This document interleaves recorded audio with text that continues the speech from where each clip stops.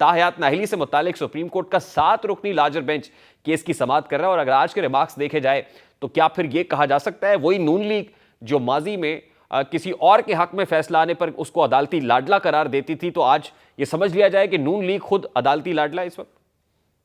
बिस्मिल्लाहिर्रहमानिर्रहीम। नहीं, हम अदालती लाडले नहीं है, हम अवामी लाडले हैं।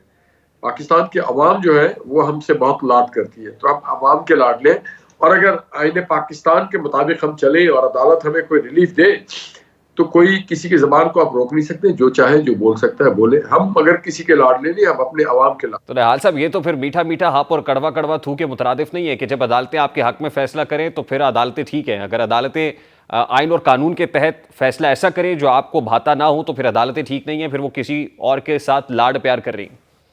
तारिक भाई, ये बताएं कि क्या जो फैसले साकिब निसार ने किया, आसिफ शहीद खोसा ने किया, वो आइन और कानून के तनाजुर में था कि एक आदमी के खिलाफ केस शुरू हुए बगैर उसे लाइफ टाइम नाअहल कर दिया जाए? ये तो कोई फैसला ना था ना, ये तो अदालती लाडला कोई और था ना। मैं तो सवाल कर रहा हूं कि आज अदालती लाडले आप हैं। हम कभी अदालती लाडले नहीं रहे, ना हम किसी के लाडले रहे। हम अवाम के अलावा किसी के लाडले नहीं रहे और हम अपने काम और अपने किरदार की वजह से जाने जाते हैं। तो फिर अदालत पे जो अटैक हो रहा है गुज़श्ता 2-3 रोज से, खासतौर पे पेशावर हाई कोर्ट से मुतालिक मीडिया टॉक्स हुई, प्रेस कॉन्फ्रेंसेस हुई, क्या वो होनी चाहिए थी? देखिए, आप हर इंडिविजुअल का अपना हक है, उनकी राय है, वो अपने हक और अपने राय का इजहार करते हैं। हम हर किसी की जबान बंदिश तो नहीं कर सकते। पाकिस्तान के आर्टिकल 19 जो है वो इजहार राय की आज़ादी देता है हर किसी को।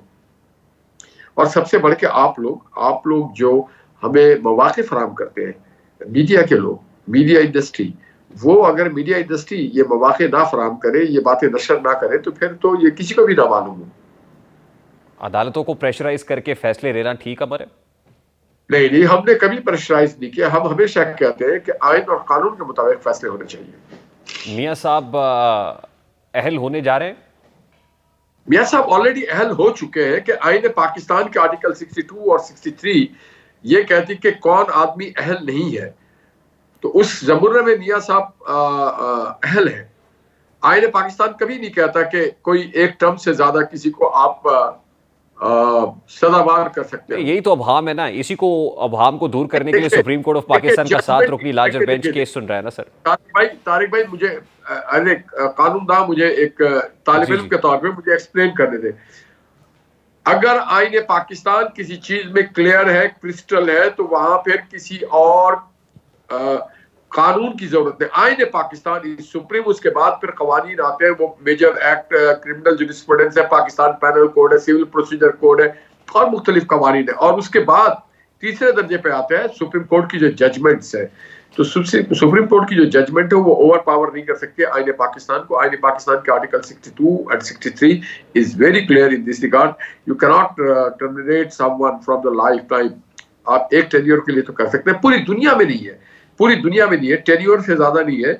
ये तो हक सिर्फ अवाम पाकिस्तान का है कि वो किसी को वोट ना दे करके हर टेन्योर में उसे नाअहल कर सकता है। मगर ये 2-3 लोगों को ये राय हक नहीं है कि अपने बेसिस पे कोई वजूहात ना हो और आप उसको लाइफ टाइम डिबार कर दे या नाअहल कर दे।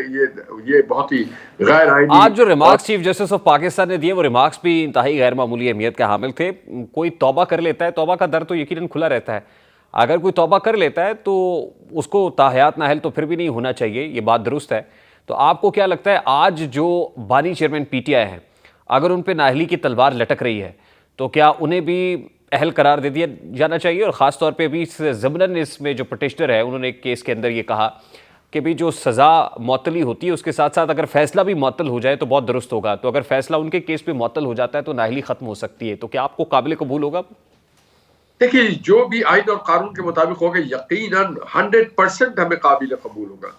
हम कौन होते हैं कि एक आइन और कानून के जो मुतसादिम कोई फैसले आ जाए उसको हम कबूल ना करें और एक चीज को कबूल करें जो आइन और कानून के तनाज़ुर में होगा। वो हमारे लिए हमेशा काबिल कबूल था, है और रहेगा आइंदा भी इंशाल्लाह। अब पार्लियामान ने जो कानून साजी की है उसके मुताबिक तो नाअहली की सज़ा 5 साल रख दी गई है। आज चेयरमैन नैब ने इस्लामाबाद हाई कोर्ट में जो प्रेयर की है, उन्होंने कहा है कि नैब से सज़ा याफ्ता जो मुजरमान है उनकी सज़ा, नाअहली की सज़ा 10 साल होनी चाहिए। तो क्या देख रहे हैं कि आपके इस वक्त पॉलिटिकल अपोनेंट्स के मैं ऊपर समझता हूँ मैं समझता उफ्ताद हूँ गिर मैं रही है, समझ तो नाहली 10 साल होगी?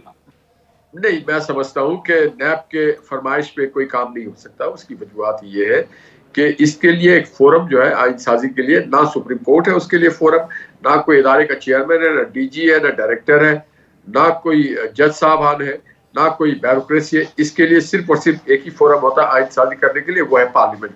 वो कौमी असम्बली हो, सेनेट हो, सूबाई असम्बली हो, इवन बल्दियात की जो हाउस है वो भी एम्पावर्ड है अपने कानून साजी के लिए। लास्टली निहाल हाशमी साहब, जावेद लतीफ साहब ने एक प्रेस कॉन्फ्रेंस की कि जी लेवल प्लेइंग फील्ड मिलनी चाहिए।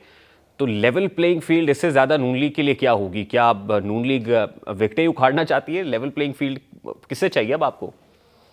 देखिए जी, विकेटें तो हमारी उखाड़ दी गई थी 2018 में, जब हमारी क़यादत को गिरफ्तार कर लिया गया, सबको नाअहल कर दिया गया, आरटीएस को बैठाल दिया गया। आज हम चाहते हैं लेवल प्लेइंग, मतलब सिंध में लेवल प्लेइंग ग्राउंड हमारे पास नहीं है। सिंध में सारे जो कुछ है वो कुछ सबको पता है कि किस तरह से यहाँ पे ऑपरेट किया जा रहा है, और पाकिस्तान में भी हमारे लिए लेवल फील्ड नहीं है। ये तो किसी और को मजलूम बनाने के लिए कोशिश की जा रही है। ये मैं कोशिश समझता कौन हूँ कर कि रहा है? मजलूम कार्ड नहीं चलना चाहिए। आप ये बता दीजिए क्या नहीं, जुर्म किसी को हुआ मजलूम है? बनाने की कोशिश कौन कर रहा है sir? Lastly and very quickly बताइए, फिर मुझे साबिक सदर supreme court bar association join कर गया। क्वार्टर्स के लोग किसी को मजलूम बनाने की कोशिश कर रहे हैं, जिन्होंने पाकिस्तान की मईशत पे जुल्म किया, माशरत पे जुल्म किया, मीडिया पे जुल्म किया, नौजवानों पे जुल्म किया, हमारी तहजीब तमद्दुन पे जुल्म किया, कश्मीर का सौदा करके उस पर जुल्म कर लिया। वो उन्हें मजलूम बनाने की कोशिश की जा रही है। जो पाकिस्तान के इदारों पे हमला कर रहे हैं उनके ऊपर भी, उन्हें भी मजलूम बनाने की। शुक्रिया। निहाल हाशमी साहब पाकिस्तान मुस्लिम लीग नून के रहनुमा हमारे साथ मौजूद थे। इस वक्त साबिक सदर supreme court bar association Abid Zubairi ने हमें ज्वाइन कर लिया। उनसे जानेंगे कि इलेक्शन एक्ट प्रिवेल करेगा, इसमें जो तरमीम हुई है वो प्रिवेल करेगी, फिर judgement supreme court of Pakistan की प्रिवेल करेगी। आबिद जुबैरी साहब, अस्सलाम वालेकुम, बहुत बहुत शुक्रिया आपके वक्त के लिए। अब ताहयात नाहली से मुताल्लिक केस चल रहा है, 7 रुकनी लार्जर बेंच ने आज इसकी समाअत की है। अटॉर्नी जनरल समेत तमाम एडवोकेट जनरल्स ने इलेक्शन एक्ट के पलड़े में अपना वोट डाला है।